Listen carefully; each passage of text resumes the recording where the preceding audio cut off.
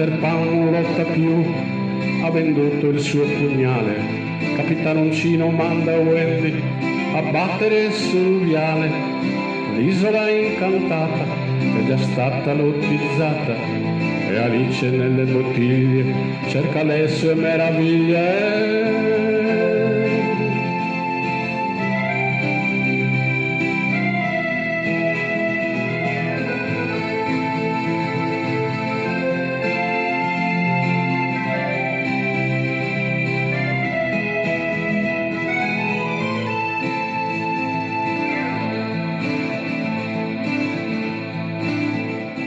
Paperina sta in catena e lavora di gran lena. Paperina con passione vende baci a Paperone. Tutto qua sono andati via, vanno a rischio nell'autonomia. E voi intellettuali ne avete già discusso. A che serve poi menarla con la storia del riflusso?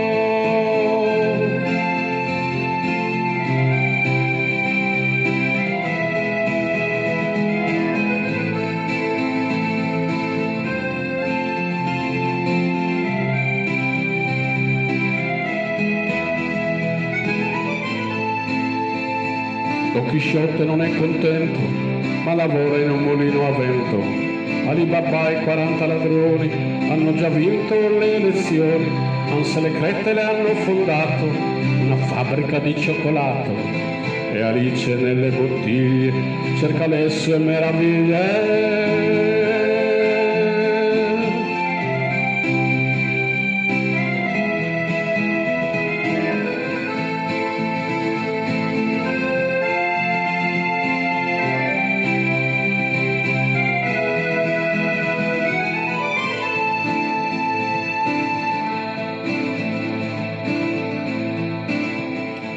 Gli stivali delle 7 leghe pagano bollo e assicurazione, le scoppe delle streghe le ha battute l'aviazione, con le cime nella CIA ti fan fare la microspia.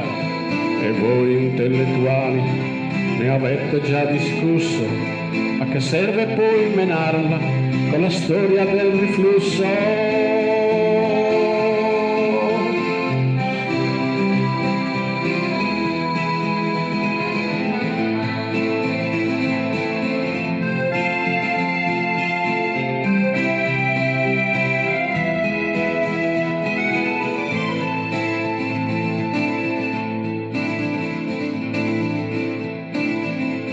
Cenerentola ha una Jaguar e un vestito molto fine. Ogni volta che c'è un prince leva scarpe e mutandine. La matrigna vecchia alpia prende i soldi e scappa via.